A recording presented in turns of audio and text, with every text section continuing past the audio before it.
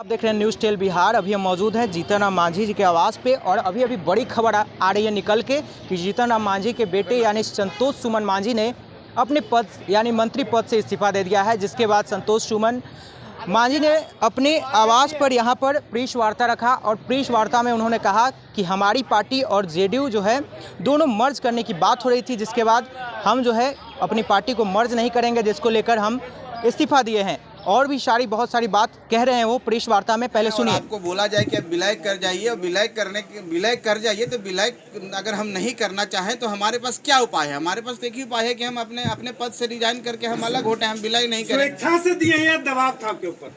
देखिए, अगर विलय करने की बात कही जा रही थी तो निश्चित तौर पर वो दबाव था कि आप विलय कीजिए। विलय कीजिए मतलब आप अस्तित्व खत्म कर दीजिए। अस्तित्व खत्म क्यों करेंगे? हमारी पार्टी है। सुमन जी गया और गवर्नर की भी बात चल रही है कि मांझी जी को गवर्नर और संतोष सुमन को गया लोकसभा क्षेत्र भेजने की बात है। क्या ये सच है या गलत है?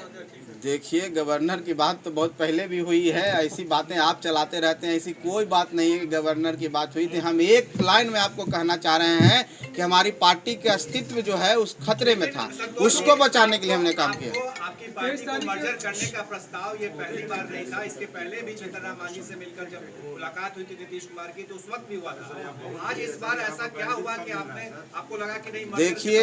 देखिए, हम एक चीज आपको बता देना चाहते हैं कि इस जंगल में बहुत तरह के लोग रहते हैं। शेर भी रहता है, छोटे जानवर भी रहते हैं, उनको पकड़ने की कोशिश किया जाता है। सब बच जाता है, हिरन भी बच के निकल जाता है। हम लोग बच रहे थे आज तक। आज ऐसा लगा कि नहीं बच पाएंगे, इसलिए अलग हो गए। एनडीए में जाने की तैयारी है? अरे एनडीए में जाने की तैयारी है? 23 तारीख की जो बैठक होगी आप उसमें शामिल होइएगा। अरे जब हम आप सबको पता है कि हम लोग को बुलाया ही नहीं गया, हम लोग का पार्टी का अस्तित्व को कोई रिकॉग्नाइज ही नहीं कर रहा था, कहाँ से बैठक में बुलाया जाएगा?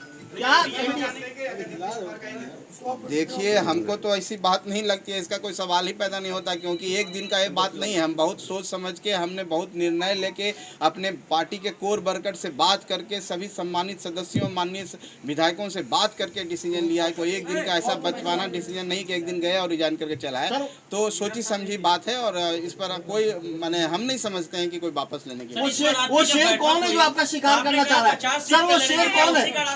देखिए, जो आपका शिकार शेर कोई भी होता है। हिरन को तो शेर पकड़ने के चक्कर में रहता है। इन्हें शेर का नाम क्या ले? 1 2 3 कोई भी नाम ले सकते हैं। नीतीश कुमार या लालू यादव? देखिए, इस पर हम कोई टिप्पणी नहीं करेंगे, लेकिन इतना ही कहेंगे कि हम अपने अस्तित्व बचाने के लिए का ये निर्णय लिया।